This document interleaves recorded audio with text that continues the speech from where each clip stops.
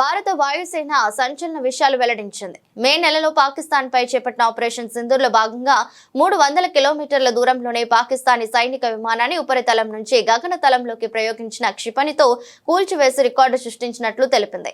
ఈ ఆపరేషన్ లో 5 పాక్ ఫైటర్ జెట్లను కూడా ధ్వంసం చేసినట్లు స్పష్టం చేసింది. పహల్గామ్ ఉగ్రదాడికి ప్రతీకారంగా చేపట్టిన ఈ రహస్య ఆపరేషన్ కు సంబంధించిన వీడియోను ఐఏఎఫ్ తాజాగా విడుదల చేయడంతో ఈ వివరాలు వెలుగులోకి వచ్చాయి. ఆదివారం ఐఏఎఫ్ విడుదల చేసిన 5 నిమిషాల నిడివి కలిగిన వీడియోలో ఈ ఆపరేషన్ వివరాలు ఉన్నాయి. ఏప్రిల్ 22న పహల్గామ్లో 26 మంది పౌరుల మృతికి కారణమైన ఉగ్రదాడికి సంబంధించిన పత్రికా కథనాలతో ఈ వీడియో ప్రారంభమవుతుంది. అనంతరం ప్రధాని నరేంద్ర మోదీ, రక్షణ మంత్రి రాజ్నాథ్ సింగ్, జాతీయ భద్రతా సలహాదారు అజిత్ డోవల్, త్రివిధ దళాధిపతులతో ఉన్నత స్థాయి సమావేశం నిర్వహించిన దృశ్యాలను చూపించారు. ఆ తర్వాత ఆపరేషన్ సింధూర్ అని పేరు చూపిస్తూ ఖచ్చితత్వంతో, వేగంగా, దృఢ సంకల్పంతో వాయుసేన స్పందించిందని పేర్కొన్నారు.